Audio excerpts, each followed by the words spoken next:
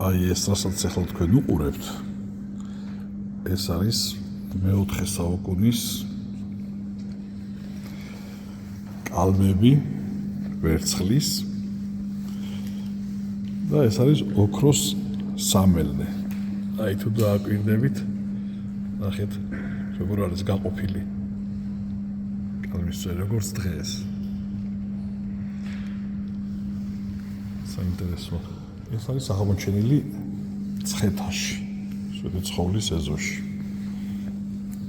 ნახეთ, მესამე საუკუნის დასასრული, მეოთხე საუკუნის დასაწყისი. აგერ არის ბერძნული წარწერებით ზედ. არის გამოსახული 9 მუზა ამ საწყერ კალამსა და სამელნეზე. მაგრამ საინტერესოა ვის ეკუთვნოდა ახლა ეს.